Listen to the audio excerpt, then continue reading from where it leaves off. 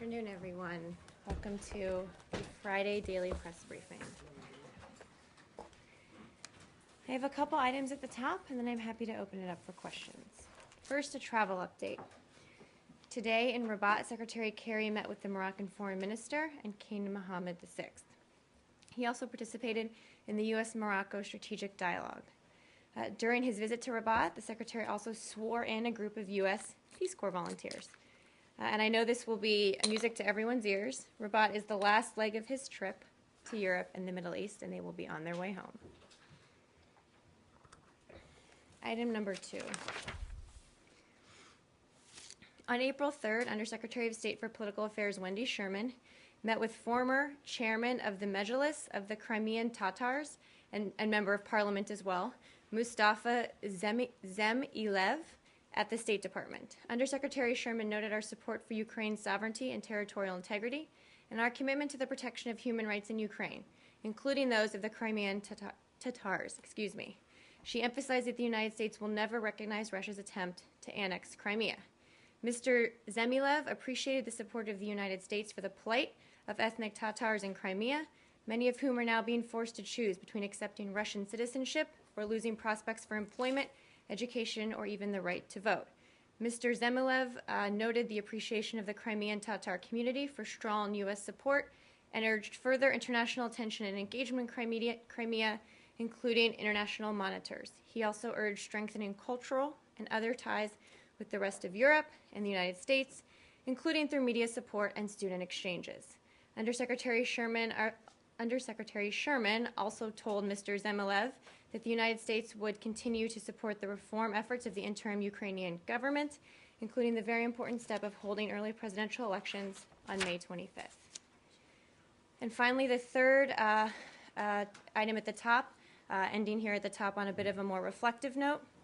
This weekend, all of us in the State Department family are taking a moment to remember and to mark the one-year anniversary of the attack in Zabul province in Afghanistan that took the lives of a bright young Foreign Service officer named Anne Smedinghoff, 3 United States soldiers, an Afghan-American translator, and an Afghan doctor.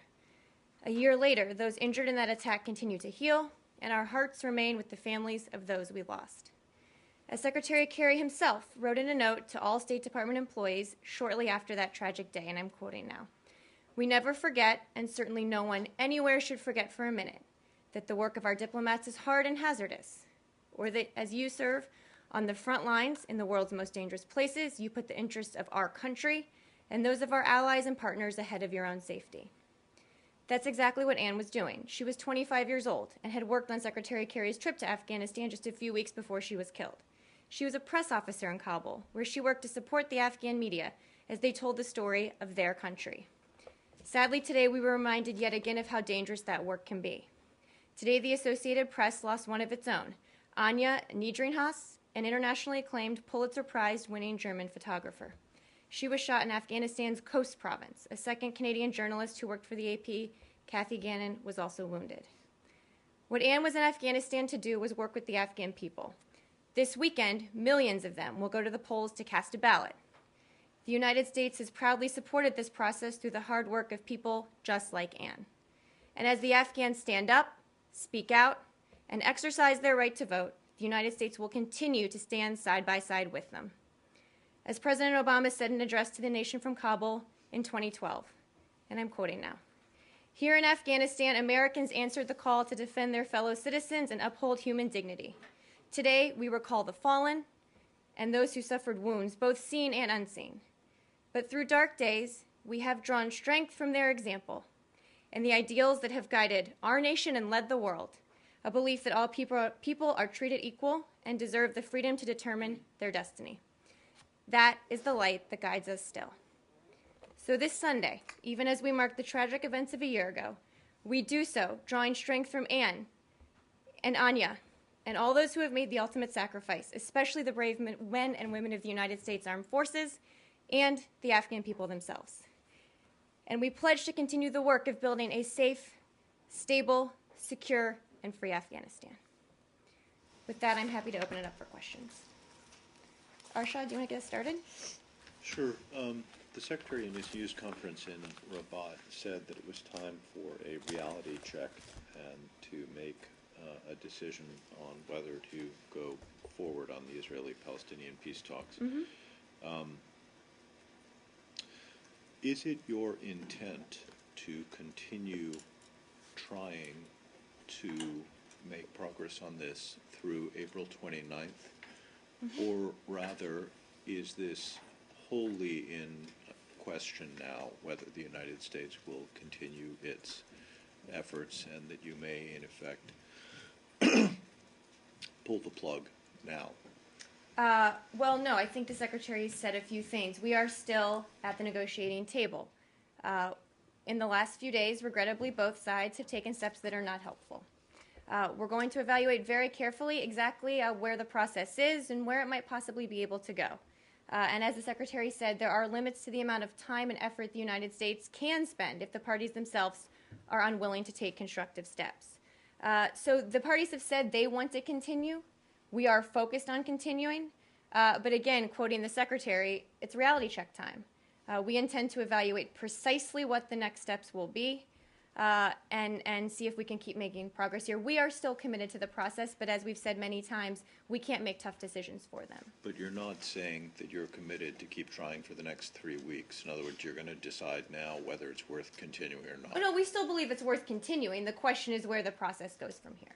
So you said we're still at the negotiating table. Is that a literal statement or is that a figurative statement? In other words, have there been any direct Israeli-Palestinian talks since the meeting of the other night/day? Between each other. Let me check and see if there were any direct talks. We've remained engaged with both of the parties. Okay. And what is the what, if any, since you're clearly internally debating whether to continue with this process, absent what I think the Secretary said, the willingness of the parties to make difficult decisions, what, if anything, are you doing to try to mitigate against the negative repercussions if the process falls apart, if it ends? How, if at all, are you going to try to prevent the kind of explosion of violence that there was after the collapse of the 2000 talks? What do you, what, if anything, are you going to do to try to forestall a more direct Palestinian appeal to join actual UN agencies? Well, I don't have any specifics for you on that. Obviously, we have said many times, the President and the Secretary have said many times, that the reason we pursue Middle East peace is because it's the right thing to do, but also because it's good for both sides. And there are benefits to both sides if they can make these tough decisions. I'm happy to check with our folks and see if people are looking at that. I know our team isn't focusing on what might happen in a hypothetical if we can't get this done. Our team is very much focused on actually getting it done. But let me see if there's a little more to share on that. But okay, thank you. But it sounded like from what the Secretary said that your team is really focused on whether anything can get done, not on how to move forward. Absolutely. But so if that's the case, then it would seem to me that you probably are or should already be thinking about mitigating the negative consequences that could flow from a breakdown, which you yourselves acknowledge is a possibility. Yep. No, it's a good question and an important one. So let me see if I can get some more on that. Anything else on Middle East peace? Or Laura? Yeah. No, please. Oh, go ahead. This reassessment that's going to happen, is that by the decision of the Secretary or of the White House? Reassessment in terms of what? He said that we're going reality check time. We're going to reevaluate precisely what steps will be taken. Is that something that the Secretary decided, or is that something that the White House asked him to do? They're working. I mean, obviously the Secretary has the lead for this issue, but he's been in constant communication with the White House throughout this whole process. And quite frankly, our whole team, the Secretary, Ambassador Indyk, and the folks at the White House who focus on this are all working together very closely on the same page and trying to figure out where we go from here. Did something change over the last 24 hours? I mean, yesterday at the podium, you noted that both sides had taken unhelpful steps. I think yesterday, the day before. Anything happen that would make him sound so pessimistic today? I mean, not to my knowledge, no. What I said is there have been unhelpful steps. He also noted, I would say, that he said both sides want to continue. So that's where we're in the same place we've been over the last 24 hours, that there have been unhelpful steps on both sides.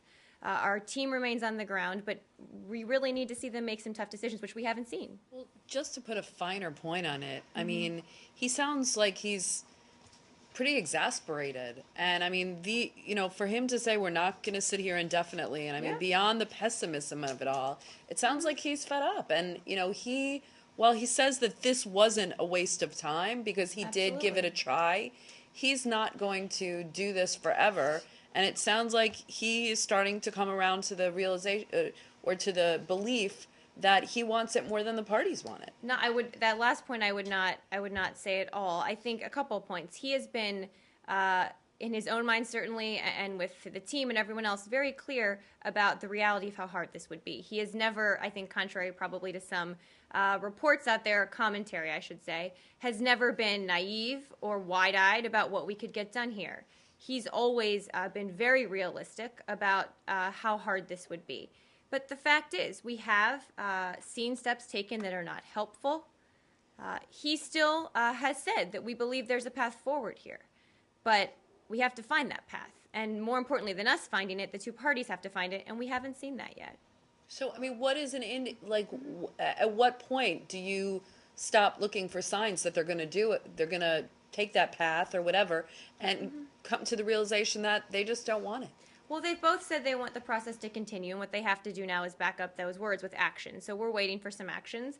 And you're right, though. As the Secretary said, this I think probably is a common sense statement, but there are limits to the time and amount of energy we can continue spending on this. So when you say that when you say that there are limits, I mean, what is the limit? Like, and has he, whether you want to say it right here or not, but has he given the party what his limits are, as if I don't see some kind of movement by X time, or if I don't see, X amount of things, I've reached my limit? Well, I think we're not going to outline what he said to the parties. I didn't ask you to say specifically what he said, but has he given the parties a benchmark by which he would see that they're ready to take this way forward? I don't want to describe it that way. We have certainly, he and Ambassador Indyk and the team have certainly made clear to the parties that there need to be steps taken. Now, what that path forward looks like can take a couple different, it can look a couple different ways, I should say.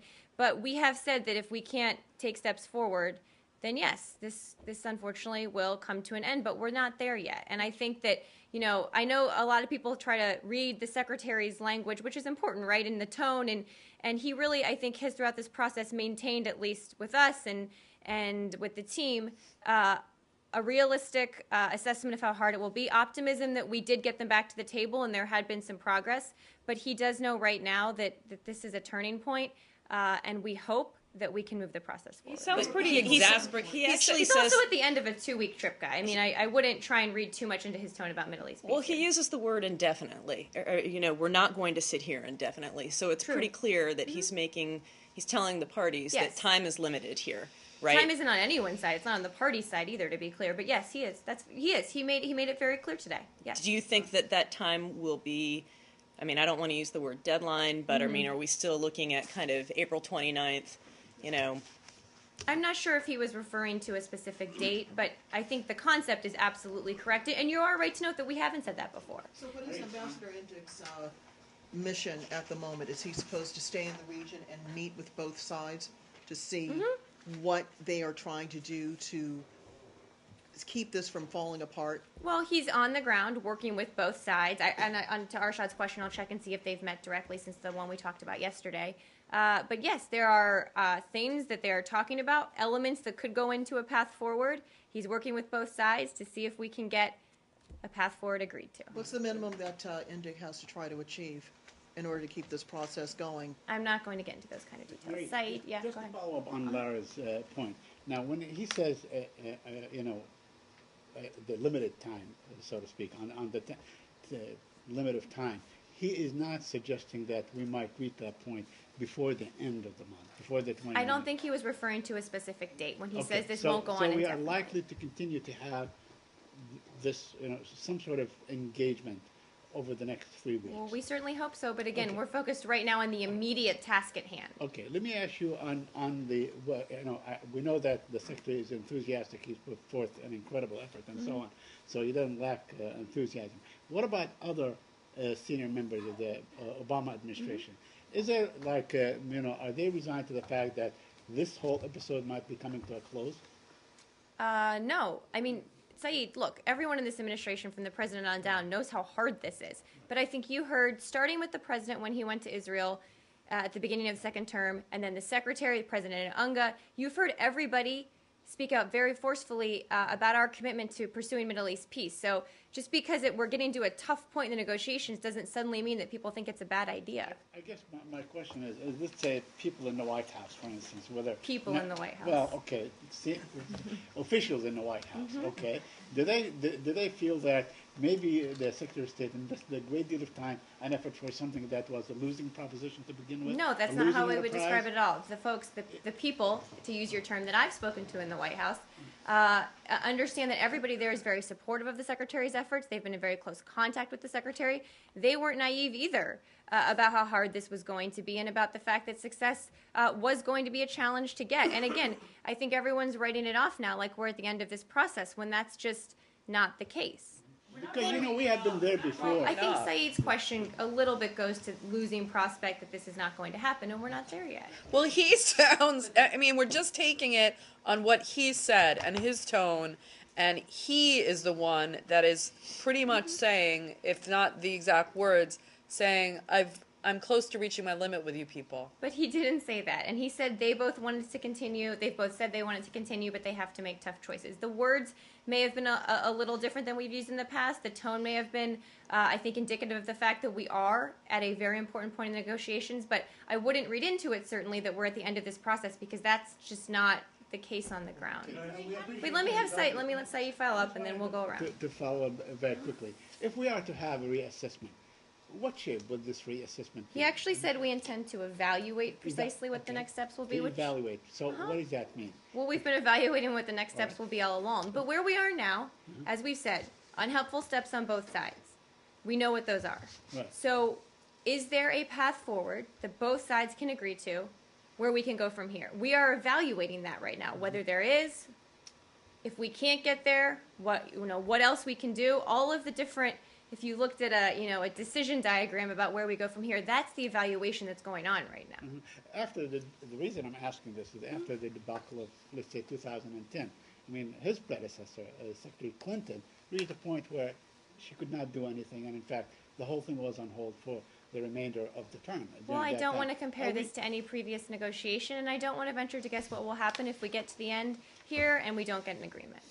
Anything else? Allie, How do you Allie. reconcile what you said a minute ago about the commitment broadly among the White House with the statements we have seen over the past 24 hours? come out Anonymous with? quotes that are blind quoted in stories. I'm sure people can find one person to say one thing, but I will tell you, the people I have spoken to, people the Secretary's spoken to at the White House, we've had many conversations about this, are fully supportive of his efforts from the president on down, and think that but also agree with him that we are at a point where we can't do this indefinitely and where they need to make some tough decisions. But I mean, they may be supportive of his mission, but when you get folks saying they want him to lower the volume, that doesn't I sound don't like even know it's- what that means. That's like a word. That's something people throw out on background. I've probably done it. That is probably meaningless. And I don't know what that means when it comes to the negotiations. What I know is that when the secretary talks to Susan Rice, talks to the president, talks to the whole other range of people that are working on it, that they are in lockstep about trying to move this forward, but about not being able to make decisions for the two parties themselves. Was it a mistake for Israel to insist upon an extension of this time period for negotiations in the first place? What are you referring to? The insisting upon an extension of the time to negotiate in exchange for deciding to release the fourth tranche of prisoners. Was it a mistake for Israel to insist upon that when that had not been part of the original agreement to start these talks last July? Well, I'm not going to get into the details of what the two parties may or may have discussed around the prisoner release, around how we move the process forward. I think some reports out there are accurate and some just aren't. Well, the Palestinians are saying, look, this is not something that was part of the original agreement when we said we would hold off on our actions to try to be recognized by a number of UN bodies. We went into these talks in good faith, and from our perspective, the Israelis have tried to change the terms of the negotiation, and essentially our hand has been forced. I know a couple of days ago, I know that yesterday you said this administration is not interested in ascribing blame. Absolutely. But is there not any consideration for the Palestinians' view of where they are? They say they have had to tolerate new announcements of settlements in the occupied West Bank, that they've had to deal with ongoing arrests and harassment of Palestinian citizens. They feel as if the U.S. is picking sides here. Well, we're not. And we've been very clear that we're not playing the blame game here. Both sides have taken unhelpful steps. That's why we are where we are today. And also, what we would say is that a tit for tat, like we've seen over this past week, isn't conducive to moving the process forward and isn't helpful. So we're not going to put blame on anyone. These are complicated issues. There's a lot at stake, and I don't think there's any upside to trying to play some sort of blame Do game. you expect that this process that's supposed to end on the 29th of this month, an abrupt end to it, or an announcement that this we have, this is no longer ongoing and it's null and void, or Saeed, whatever if I language could that you look might- into a crystal ball and tell you how this process ends, I would love to be able to do that. But I have no predictions to make about that. When you say that the parties are committed to continuing the talks, do you mean till the end of April? Well, what the secretary said is they say they want to continue. I don't think he specified a specific date. They have throughout this process said they were committed to talking for 9 months, but what he is focused on right now is that they're at the table saying they'll continue talking. Middle East peace? So no time period specified. There's still this overarching desire to find some sort of peace deal. In general, is that still our position that we want to get a peace deal? Is that what both sides have expressed to the U.S.? They've expressed that they want to keep talking, yes. Middle East peace? Yeah. When the secretary said we're going to reevaluate, does that imply in any way, shape, or form that the administration may change the approach? In other words, instead of being facilitator, it could be an initiator of laying down a plan and say, hey guys, this is it, because it's not working. You've been saying that the two. Well, it hasn't worked yet. Yeah, well, but they want to continue for what? On what? We need to see if there's a path forward here to keep the two parties at the table to see if we can make progress towards, a comprehensive peace agreement here. And there are steps along the way that we would have to take to get there. And so we need to see if there's a way to do that. So as far as you're concerned, there is no change in terms of the approach. In terms of the role that we're Being playing, facilitator, and that's there's it. there's no change in terms of the role we're playing. Obviously, our approach to the discussion. Although it's not working. I'm sorry? Although it's not working. It hasn't worked yet. You're writing this off like it's not going to work. We're still negotiating. It may not work. But I think we need to all, it's really easy to write the story that Middle East peace is dead. That's not a hard story to write. Because what's true in the past, statistically tends to continue being true in the future. But what we're trying to do is make sure that's not the case. So I think until we get to the end of this process, we should all be cautious about making predictions about what will come next. And look, this may not work, but the parties have said they want to continue. Our team is continuing, and we'll see if we can make some more progress. Middle East peace. Likely to see unveiling of this, secrecy over the negotiating of the framework agreement that the United States can say, because the secretary had really invested a great deal. He made 11 trips. He met like untold, god awful hours until 1, 2 in the morning. Who's going to write the book? Is that what you're exactly. asking? Okay, well, we might wait for the book. Maybe that's what I'll do when I leave Okay, here. but are we likely to see? This is what we proposed. Because nobody's talking about anything. It's a good question, Said, and quite frankly, I don't know. I don't know what will happen if we can't get movement. I just don't know. What does it look like from here? Like, how does this either go forward or end at this point? What does it look like from here? Honestly, it looks like constant communication and talking on the ground Ambassador Indyk, I think, has probably slept less than any other person besides Secretary Kerry that works for the State Department. Really intense negotiations, really intense. But that everybody, including the Secretary, and I wasn't trying to downplay his tone in the press avail. I do think you see from him and from our team that we are getting toward very close to a point where if we don't see tough decisions made, there's really needs to be some soul searching here among the two parties to see whether they can move forward. And so what does that look like? I mean, would there be an announcement, or would all don't three know. parties come out, or would the secretary say it at a press conference, or? It's a really good question, and honestly, I have no idea. But in terms of the negotiations, I mean, are you still working? I mean, you have this kind of snag with the prisoners and the extension and all that stuff that kind of put you through this latest snag.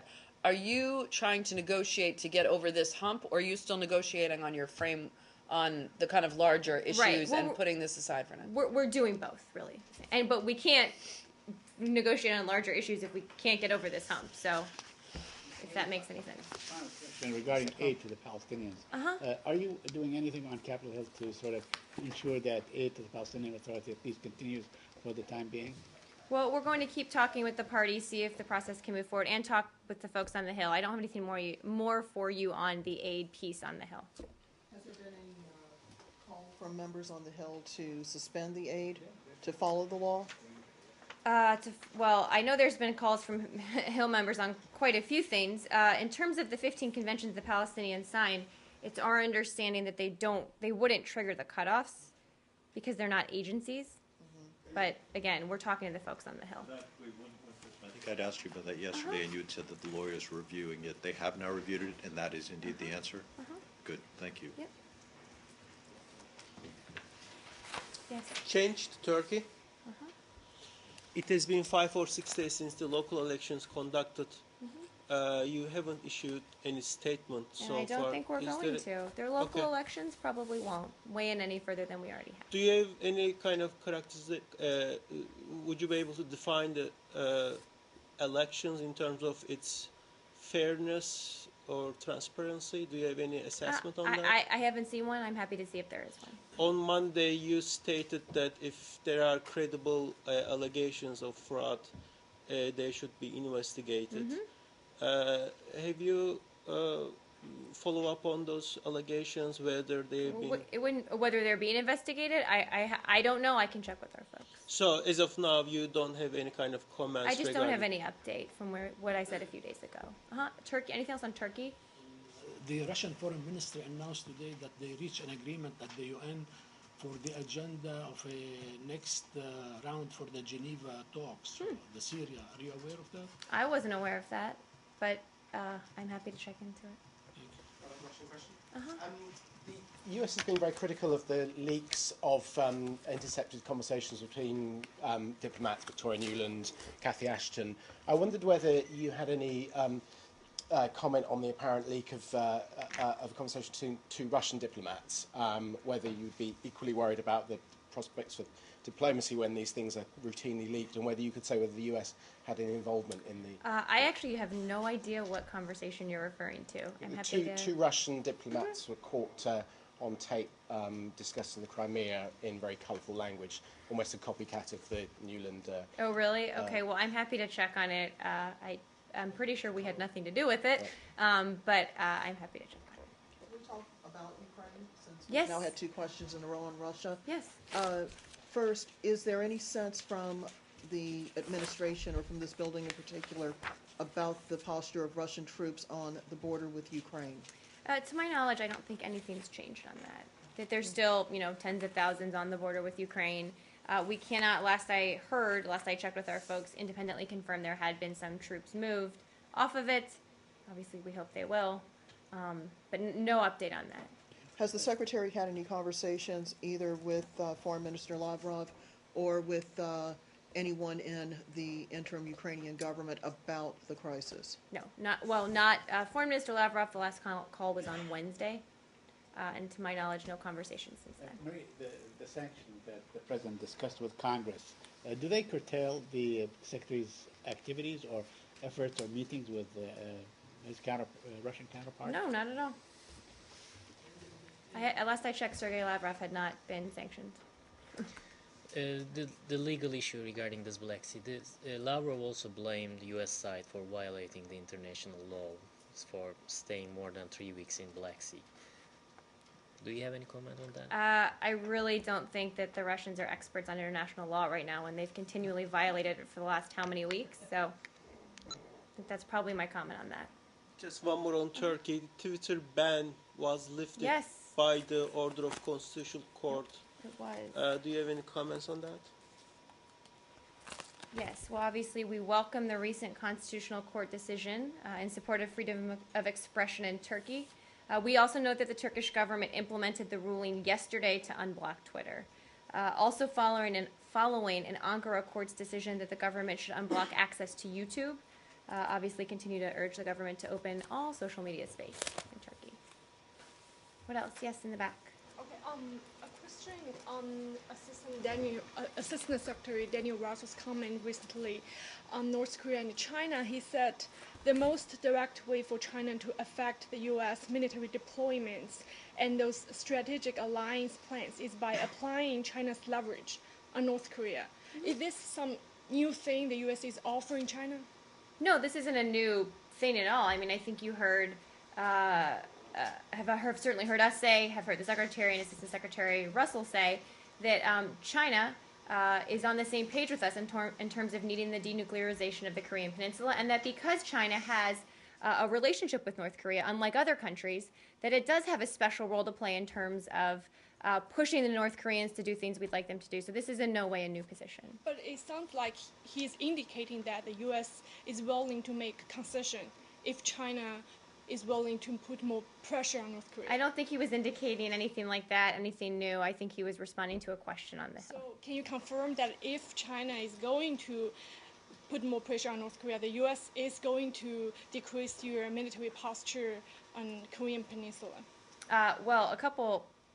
No, I can't, because as I've said, we've repeatedly worked with China on this issue because they do have a special role to play, and I don't think that he was indicating anything new. In terms of our military posture, I'm happy to check with our Defense Department colleagues, but it's my understanding that the Assistant Secretary was not in any way indicating something like that. But I'm happy to check. Basically, you're denying that the U.S. is going to make a concession.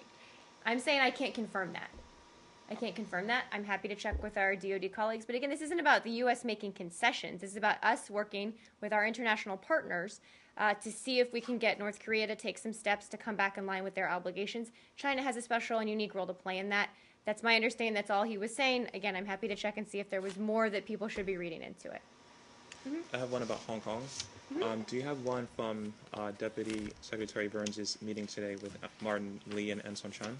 I do. Just give me 1 second. Yes, during their April 4th meeting, Deputy Secretary Burns, Martin Lee, and Aung San Chang discussed a number of issues, including universal suffrage and Hong Kong's development under one country, two systems. As you know, State Department officials regularly meet with a broad cross-section of Hong Kong society, both in Hong Kong and in Washington. Both of these folks are well-known and highly regarded figures, and on their visits to the U.S., they regularly meet with senior officials. Marie, do you have any comment on the OIG report that was made public today on the $6 billion? I do. Just give me 1 second. Reports that there is a $6 billion that can't be accounted for are grossly inaccurate. The OIG's report noted that there were a number of incomplete files for our contracts, and that these contracts' cumulative value was about $6 billion. As highlighted in our response to the OIG, this is an issue of which the department is aware and is taking steps to remedy. It's not an accounting issue. I think it's more like a bureaucratic issue, but it's not that we've lost $6 billion, basically. On March 20th, our new Inspector General did issue a management alert on contract file management deficiencies.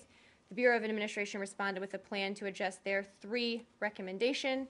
Those are all posted on the IG's webpage now.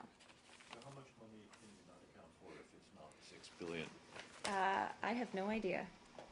But whatever amount it is. I think we try to account for all of our money. But it's way less than $6 billion. I mean, you said it was grossly inflated. Grossly inaccurate. Okay, so you must have an estimate of what it is. It's my understanding that it's not an accounting issue. It's not that we can't account for money. So I'm not sure that there's any money that we can't account for. So how is it grossly inaccurate then? because it's not that there's $6 billion we can't account for. They It- said there were incomplete files. Right. And that the files were, their cumulative value for those contracts was about $6 billion. So it's a filing issue. It's not a we lost money issue. So you're sure that you know where all that money is, even though you acknowledge that the files are not complete? That's my understanding, yes. But again, all of this is posted on the IG's website in much more detail. Okay. I don't have the $6 billion. I mean, I just, it's, it sounds like it may be more of a distinction without a difference, saying it's an accounting error. Like No, because the maybe- notion that we can't find $6 billion, right, would mean that it's an accounting issue, that somehow we lost money, that, you know, it's, you can understand why when people hear that, they think that it means we've lost $6 billion. That's my understanding that that's not the case. Yes, please. I mean, regarding this IG issue, it's like every other day something is coming out of IG's been very busy, apparently. Yeah, I mean, because there was no IG before for 5 years. We have a new IG, yeah. Yeah, it came on September. Yeah, I mean, I'm trying to figure out, I mean, when he's like, when you say grossly and inaccurate, does he presenting these things with information or just So- like a number? Yep, so the way that IG works in general, and I don't have the details about their methodology here, is they are independent, they undertake independent reviews. Some are my understanding that are done just routinely, some I think are in response to people submitting things to them. And in general, after the IG does a draft report, they submit it to either the post overseas or the office here, the bureau that deals with it, so they can have a chance to review it and comment on it, and to begin implementing recommendations if there are any that they think are helpful. So there's a process here. Then they eventually release the final report that sometimes takes into account comments, sometimes they disagree. We have a variety of ways to respond. The reason I'm asking, because these things are related more about overseas activities and contracts. Does the State Department, I mean, officially, when you say grossly inaccurate, are you going to say what is accurate? Yes, and as I said, our response and the entire report is up on the IG's website. I'm happy to dig into it a little bit more. But yes, we do. I mean, that's why we give responses and they're published. Two Arshad. small things. One, are there any plans for Ambassador Indyk to return to Washington, for example, to brief the president or? Not that I've heard of. We'll Okay. keep folks posted. And other one, yesterday I'd asked if you would tell us what are the limited exceptions Yes. under which, yeah. Iran. Yes, under which well, you can, are well, you just on- generally yeah, under mhm. which you can deny visas to diplomats who countries wish to send to the United Nations. Yep, in New York. so as a matter of U.S. immigration law, foreign government officials, including representatives of member states to the UN, are exempted from most visa ineligibilities. However, they are subject to ineligibilities under several INA sections. Those are related to security, terrorism, and foreign policy. Those are the three exceptions. Obviously, those can be interpreted more broadly, but those are the three When exceptions. you say security, it means if they're deemed to be a security threat. Terrorism, if it means that they're deemed to be terrorists. Or I don't know, but it could include if they finance. I don't know if how broad it is defined. And foreign policy, do you know how that's defined? Because I that- don't, but I think that's probably one that's fairly elastic. fairly broadly defined. But I actually don't know what the code reads, so I'm happy to. That's okay. I've been doing a lot of reading of U.S. code lately. Yes. It's any of these three Any issues? of doesn't have to be all of, yeah. All of them they No, have to any, not all. It's any of these These are the three applied on this exceptions. candidate or not? Oh no, I'm not talking about this specific individual's case at all. We don't talk about cases while they're being adjudicated. Laura. India? Yeah. Are you aware that a New York City police officer is being held in India Yes. on a weapons charge? And what's the State Department's role in doing something to get him freed? We are aware of the reports, obviously, that a U.S. citizen has been arrested. We, because of privacy considerations, don't have further comment. Obviously, we provide consular service to any American citizen overseas that needs it. Is there any reason to believe that the way that this person is being treated by Indian authorities is not consistent with the way an American should be treated? Any U.S.